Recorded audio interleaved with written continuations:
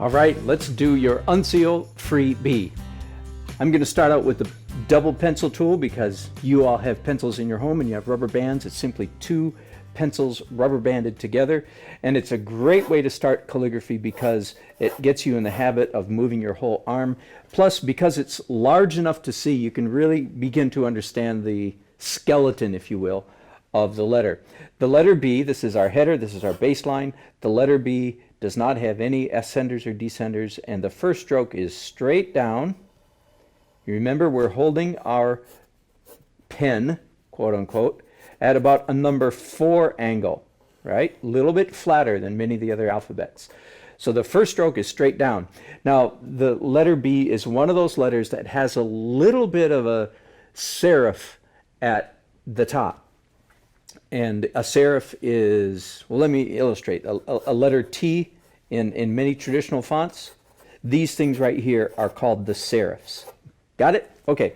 There's a little bit of a serif in the letter B, and the way I do that is I first of all do the downstroke, then come back to the top and move my pen over about 1/3 of the width of my pen. Does that make sense? 1/3. Let me magnify that for you right here. In other words, if my pen is 1 inch wide and I'm holding at a number 4 angle, then I divide this inch into thirds, visually, mentally divide it into thirds, and I'm going to move my pen over about 1/3. That takes it to there, and then we simply draw a curve down that way. Does that make sense? So there it is, magnified greatly.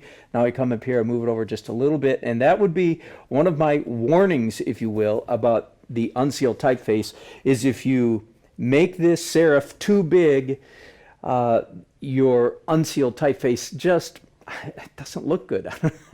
It looks clunky, looks not graceful, in my opinion. So make sure you don't go more than 1/3. Don't think, well, if 1/3 is good, then half is better. Not wrong. Just keep it very subtle.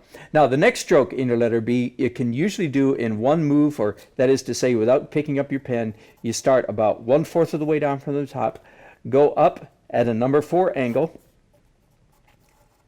to the top, header, down in a curve, all the way to the original stroke, and then back out again a little bit further and down to the baseline. Now, as you can see, my B is not finished yet. I think the best way to do a B is, rather than try to come back up here, is to stop right there, then pick up your pen, come to the bottom of your first stroke, and come back to your right.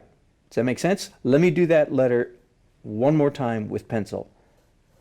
One stroke, all the way down, 1/3 of the width over, no more, and a little triangle, up to the header, down just above or right at halfway between the baseline and the header, and then a larger curve down to the baseline and stop.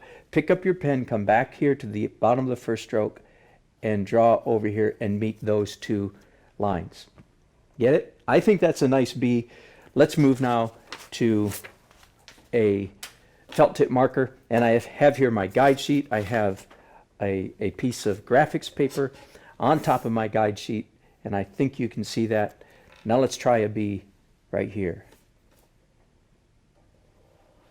Downstroke, 1/3 over, starting about there, up to the header, curve all the way back to the first stroke, and then another stroke down to the baseline, stop, pick up my pen, and finish it this way. One more time with a felt tip marker. Straight down, lift up, 1/3 over, and curve in. See, I like the subtlety of that serif. I don't like the serif to get any bigger than that. As you develop your own hand, you can make your decisions about those things, but I like it a rather subtle serif. First curve, smaller, straight back, and then second curve, larger, down to the baseline, pick it up, and connect it there. That's a nice B. Now let's go to my dip pen. And I am, in fact, going to dip my pen because it's faster than picking up a brush. Now, I'm going to use the same guidelines.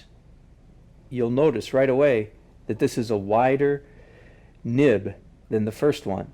So the result is the typeface or the font looks bolder than the felt tip marker did. The nice thing about felt tip markers, you could stick it in your pocket and take it anywhere. Then the nice thing about what I will call a real pen, like this dip nib, is that the fine lines in the letter are finer than you can get with a felt tip pen. You see that?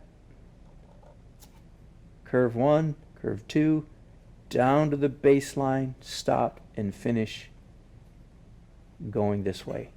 There you go. You'll be knocking out bees in no time. That's your freebie. Thanks for watching.